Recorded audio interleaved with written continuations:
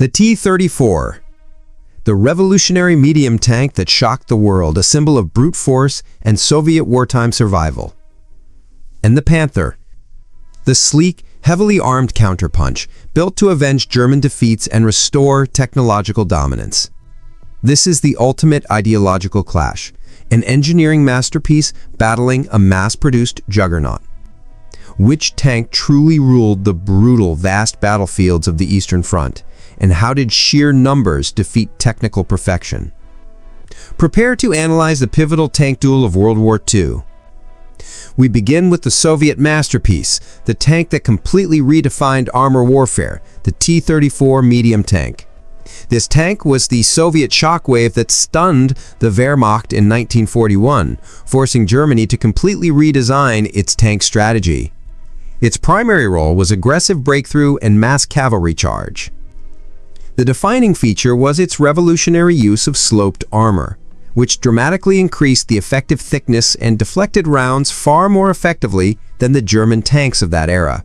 Early models featured the L11 76mm gun, later upgraded, but the true brilliance was its simplicity and wide tracks, making it highly effective across the challenging Russian terrain. A unique and often brutal historical fact highlights the T-34's early manufacturing constraints. Many initial production tanks were sent directly from the factory floor to the front lines with minimal quality control, sometimes requiring the crews themselves to apply the final coat of camouflage paint as they moved toward the fighting. This willingness to prioritize immediate deployment over finished quality ensured the Red Army always had tanks, a strategy that ultimately proved decisive. We pivot now to the German answer, the Panzerkampfwagen 5th, known universally as the Panther. This tank was the German response, built directly to counter the shock and superiority of the T-34. Introduced in 1943, the Panther represented a drastic shift in German armored doctrine, focusing on a superb balance of armor, firepower, and mobility. Its primary role was long-range anti-tank dominance, designed to destroy Soviet armor at ranges where the T-34 simply couldn't effectively fight back. The defining feature was its highly sloped frontal armor, directly copied from observations of the T-34, which was combined with a powerful 7.5 centimeters KWK 42L/70 cannon. This high-velocity, long-barreled gun could penetrate the T-34's frontal armor at over 500 meters, a massive tactical advantage on the wide-open steppes of the Eastern Front. The Panther's superior optics and gun stabilization further enhanced this long-range lethality. A unique and crucial technical fact about the Panther was its interleaved road wheel system. While complex and a maintenance headache in the freezing mud, this system provided superior weight distribution and a smoother ride, which dramatically improved the accuracy of the long 75mm gun while firing on the move. However, this technical masterpiece had a fundamental flaw: its complexity. The initial debut of the Panther at the Battle of Kursk was a tactical disaster. A desperate push to deploy the tank before extensive field testing resulted in a unique historical event.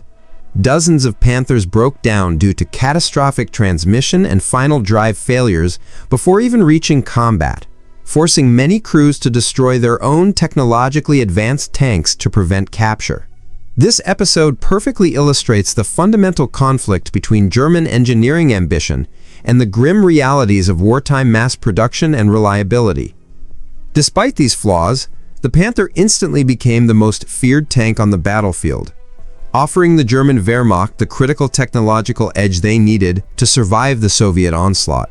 The pursuit of technical perfection, as exemplified by the Panther, came at a ruinous cost, leading us to examine the fatal flaws inherent in both designs.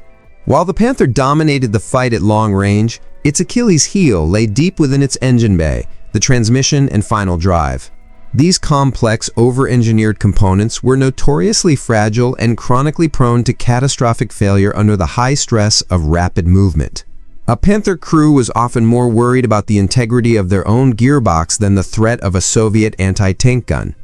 A unique and often cited historical fact emphasizes this mechanical fragility. The final drive unit was so unreliable that by late 1944, German maintenance units began stacking spare transmissions right alongside the tanks on the battlefield, anticipating an immediate replacement need after any strenuous movement. This persistent issue led to enormous, unnecessary losses, forcing countless technically undamaged Panthers to be abandoned and destroyed by their own crews, a devastating and unsustainable drain on German resources. The T-34, by contrast, suffered from flaws born of rapid mass production, not over-engineering. Early T-34 models had notoriously cramped and uncomfortable crew compartments, and often suffered from crude, heavy-shifting gearboxes that required immense physical effort from the driver. A critical operational flaw was the poor visibility offered to the driver, who often had a narrow, inadequate viewport that severely limited situational awareness, leading to tactical errors. However, the T-34's problems were generally simple and non-catastrophic. Its powerful V2 diesel engine was robust and reliable, and the overall design was specifically engineered to be easy to maintain and repair in the field, even by hastily trained Soviet crews with limited tools. The Soviet philosophy dictated that a reliable tank, even a crude one, that made it to the fight was exponentially more valuable than a perfect, complicated tank waiting for repairs. Thus, where the Panther's flaws often grounded the tank permanently, the T-34's flaws merely inconvenienced the crew, allowing the Soviet workhorse to remain in the relentless battle. We now transition our focus to the crucial element that ultimately dictates the outcome of any prolonged war, the manufacturing battlefield. Here, the Soviet T-34 and the German Panther represent two fundamentally incompatible military-industrial philosophies. The Panther, despite its technical brilliance, was an incredibly expensive and complex machine to produce. Its intricate transmission, specialized interleaved road wheels, and requirement for high-quality, precise steel parts meant that its production rate was cripplingly slow and unsustainable. German factories delivered only around 6,000 Panther tanks throughout the entire war, a rate that could never replenish losses effectively. The Panther was the embodiment of German engineering perfection, but it was perpetually fighting a battle of attrition it could not win due to the complexity of its manufacturing process. In contrast, the T-34 was the ultimate Soviet mass production masterpiece. The design was ruthlessly simplified, utilizing large, easily welded plates of sloped armor and minimizing the need for specialized machining. This allowed Soviet factories to produce an astounding number of tanks, often under the most desperate wartime conditions. The total output of T-34s across all variants exceeded 84,000 units, a 12-fold advantage over the Panther. A unique and telling fact about Soviet production strategy is the concept of tank hour. The T-34's manufacturing time was continuously reduced throughout the war, making the later T-34/85s far quicker and cheaper to produce than the initial 1941 models, despite its better gun. This hyper-efficiency allowed the Soviet High Command to always maintain an overwhelming numerical superiority, ensuring that for every single Panther that broke down or was destroyed, the Red Army could send 10 or more T-34s into the field. This vast disparity in production not only overwhelmed the German Wehrmacht, but also fundamentally shifted the strategic balance. The Panther was designed to achieve a tactical kill ratio, one Panther destroying multiple T-34s, but the T-34 was designed to achieve strategic victory through endless supply and the ability to maintain continuous offensive momentum. The Soviet tank was the physical manifestation of the industrial power that ground the German war machine into obsolescence. We now turn our analytical lens to the most immediate factor, the ultimate battlefield impact. This is where the Panther's technical supremacy clashed directly with the T-34's brutal resilience. The Panther, with its long 75mm KWK-42L/70 cannon and superior optics, was undoubtedly the master of the long-range duel. Its ability to engage and destroy T-34s at ranges exceeding 500 meters conferred a massive tactical advantage on the wide-open steppes, giving the German commander confidence in superior firepower. The psychological impact of the Panther was immediate. When it was introduced, it instilled a fresh wave of fear and caution among Soviet tank crews. who knew their older T-3476 models stood little chance in a head-to-head engagement. Conversely, the T-34's impact was entirely different. It was defined by its relentless, overwhelming presence. While the Panther excelled in singular duels, the T-34 excelled in the massed Udar strike tactics favored by the Red Army. The Soviet philosophy mandated that losses were acceptable as long as the objective was achieved, and the continuous appearance of new T-34 columns, often poorly maintained, sometimes lacking proper radios, but always numerous, created a psychological fatigue in German troops that was far more damaging than any single Panther kill. A unique operational fact highlights the T-34's aggressive utility. Its wide tracks, originally designed for superior mobility in the Russian mud and snow, made it an excellent ramming weapon.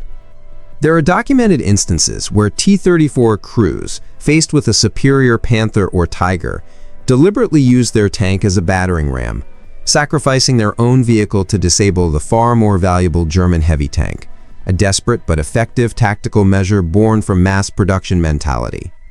Furthermore, the constant evolution of the T-34, culminating in the T-34/85 with its powerful 85mm gun, effectively nullified much of the Panther's long-range advantage by 1944. While the T-34/85 still lacked the Panther's thick frontal armor, its improved gun meant that the Panther could no longer fight with impunity. Thus, the Panther achieved tactical dominance in specific engagements, but the T-34's widespread operational versatility, coupled with its constant evolution and numerical superiority, allowed it to maintain the strategic initiative across the entire 1,000-mile Eastern Front. We now arrive at the inescapable final verdict, moving past the glorious technical specifications and the raw firepower statistics to ask, which tank truly deserves the title of the ultimate strategic victor of the Eastern Front? The Panther was, without question, the engineering superior, a beautifully designed machine with a phenomenal long-range gun and excellent sloped frontal armor. It was the master of the individual duel, capable of destroying T-34s before they even got into effective firing range. It was the German answer to the Soviet shock, but it was an answer that arrived too late and in too few numbers. However, wars are not won by technical perfection. They are won by industrial capacity, reliability, and sustained pressure. The T-34 was the strategic champion. Its design prioritized ease of manufacture, simplicity of repair, and the sheer ability to survive the brutal conditions of the Russian winter and mud. The T-34's overwhelming numerical advantage, a ratio that often exceeded 10-to-1 against the Panther, meant that the German technical edge was nullified by sheer attrition. The most compelling fact determining the winner is the Soviet commitment to operational availability. While the Panther was often stranded awaiting the replacement of its complex failed transmission, the T-34, even the crude early models, remained in the fight. The T-34 was the primary engine of the relentless Red Army offensives, its simplicity allowing factories to continuously replace losses faster than the German army could inflict them. The Panther may have been the apex predator of the battlefield, but the T-34 was the enduring engine of the war machine. It successfully fulfilled the Soviet strategic objective, ensuring the relentless advance of the Red Army and the final crushing of the Wehrmacht. For these decisive strategic and logistical reasons, the title of the ultimate strategic victor, the tank that ensured the Soviet victory on the Eastern Front, belongs unequivocally to the T-34 medium tank. If you enjoyed this detailed comparison of these two great rivals, please take a moment to like this video and share your opinion on the T-34 versus the Panther in the comments below. And don't forget to subscribe to History Gear for more in-depth military history analysis and compelling tank duels just like this every week.